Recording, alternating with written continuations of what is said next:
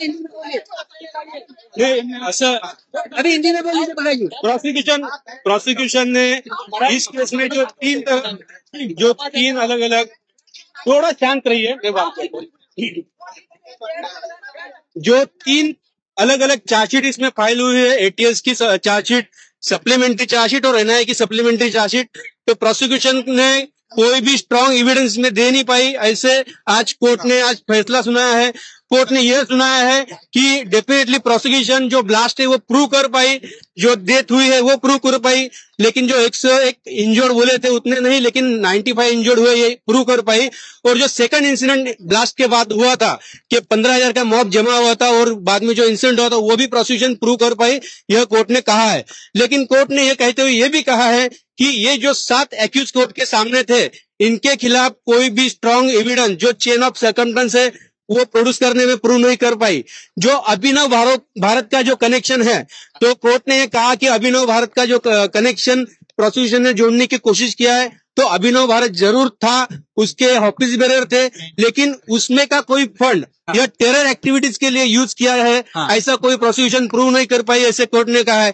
उसी के साथ जो मौका के बारे में जो कोर्ट ने कहा है, जो प्री डिसीजर ने जो जजमेंट दिया था या हाईकोर्ट ने जो ऑब्जर्वेशन किया था, उसी तरह इस केस में जिस बेस पे राकेश दावड़े के बेस पे मौका लगाया था, तो मौका के लिए जो क्राइटेरिया था वो कंप्लीट ना होने की वजह से मौका में से भी सबको एक्विट किया है। जो यूएपीए का सैंक्शन था इस केस में, यूएपीए सैंक्शन जो था वो क्वालिटी था, उस वजह से कोई भी यूएपीए के जो सेक्शन है 16 या 18 वो इसमें अप्लीकेबल नहीं हो सकते हैं।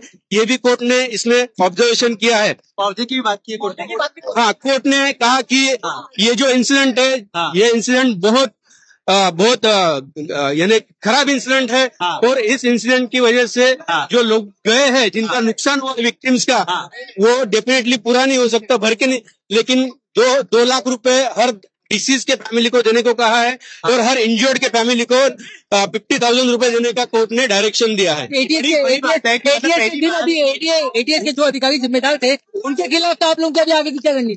ये डेफिनेटली जो आपने 7-11 में बताया, इस केस में देखा कई सारे अधिकारी जो कॉमन है, इस बारे में हमने पिटीशन भी फाइल की है, जो इतने साल हमारे सब लोगों के बर्बाद हुए हैं, और उस वजह से अभी उस बारे में हम एक्शन लेंगे। कोर्ट ने यह भी कहा है कि जो एक एटीएस अधिकारी चतुर्वेदी के घर में आरडीएक्स प्लांट करते हुए देखा गया, उसके बारे में भी कोर्ट ने उसमें ऑब्जर्वेशन किया है, और डिटेल इसमें जब जजमेंट आएगा तब और बात कर सकते हैं।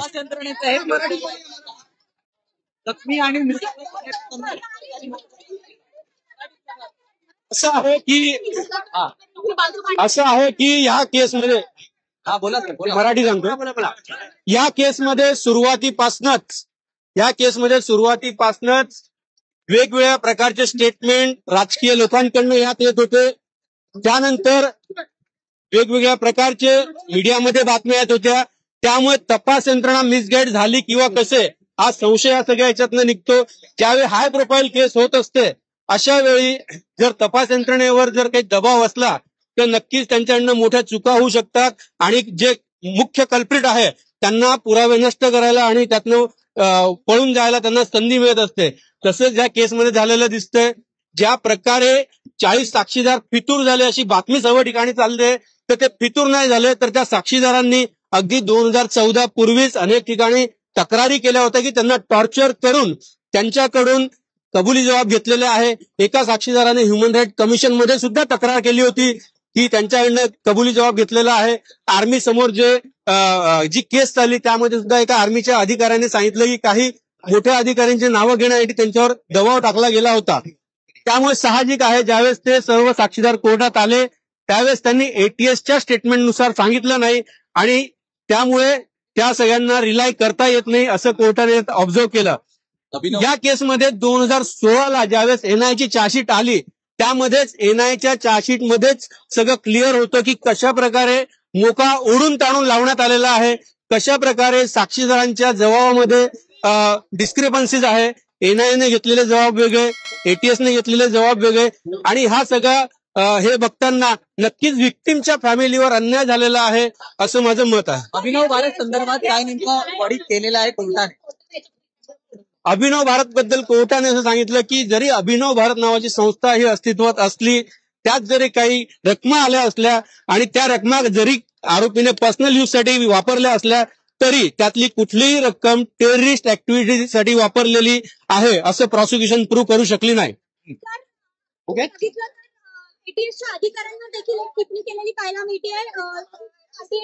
संपूर्ण तपासाच्या अनुषंगानं आणि यामध्ये जसं 7-11 मध्ये झालं की आरडीएक्सचे जे काही सॅम्पल्स आहे प्रॉपर सिलिंग केले गेले नाही, तसं ह्या केसमध्ये सुद्धा कोर्टाने ते ऑब्झर्व केलं की जे सॅम्पल्स आहे ते प्रॉपर प्रिझर्व केले गेलेले नाहीये. आणि जे आधीपासून आमची जी केस होती, ज्या 4 लोकांसाठी आमची टीम होती, संजीव पुनालेकर, वीरेंद्र असेल, मी असेल, आणि अशा 4 मधले 3 लोकांना डिस्चार्ज केलं गेलं.